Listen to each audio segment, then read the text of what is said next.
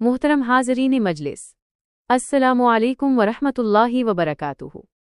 आज हम जिस मुबारक महीने की बात कर रहे हैं वो सिर्फ एक इबादती मौसम नहीं बल्कि ये एक इनकलाबी महीना है। ये महीना इंसान की ज़िंदगी बदलने के लिए आता है। अफसोस ये है कि हम रमज़ान को रस्म बना लेते हैं, हालांकि रमज़ान हमें बदलने आता है। रमज़ान हमें याद दिलाता है कि हम इस दुनिया में हमेशा रहने के लिए नहीं आए। हमारी सांसें गनी हुई हैं, हमारी मोहलत महदूद है और एक दिन हमें अल्लाह के सामने खड़ा होना है।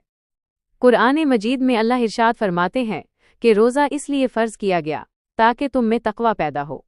तक़वा क्या है?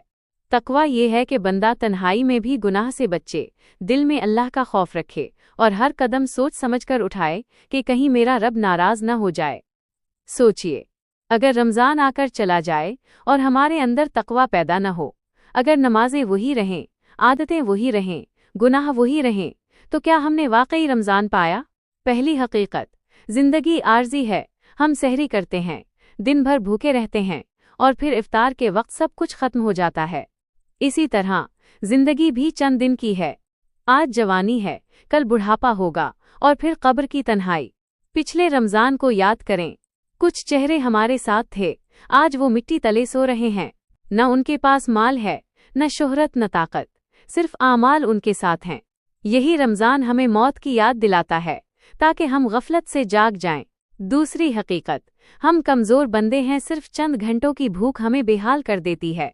हम समझते हैं कि हम मजबूत हैं, हम सब कुछ कर सकते हैं, लेकिन रमज़ान हमें बताता है कि हम मोहताज हैं, कमज़ोर हैं और हर लम्हा अल्लाह के सहारे पर हैं। जब प्यास लगती है तो एक घूंट पानी की कीमत मालूम होती है। ये एहसास हमें शुक्रगुजार बनाता है और गुरूर को तोड़ देता है। तीसरी हकीकत कि अगर कोई शख्स झूठ और बुरे अमाल को न छोड़े तो अल्लाह को उसके भूखे रहने की कोई ज़रूरत नहीं। अगर हमारी ज़बान किसी को तकलीफ़ दे, अगर हमारी निगाहें हराम देखें, अगर हमारे दिल में हसद और कीना हो, तो सिर्फ भूख हमें कामयाब नहीं बना सकती। असल रोज़ा आँखों का है, ज़बान का है, दिल का है।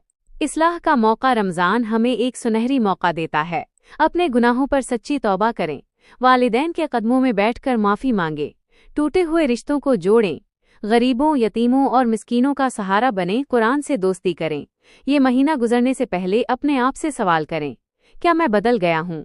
क्या मेरी नमाज बेहतर हुई? क्या मेरी ज़बान पाक हुई? क्या मेरा दिल नरम हुआ?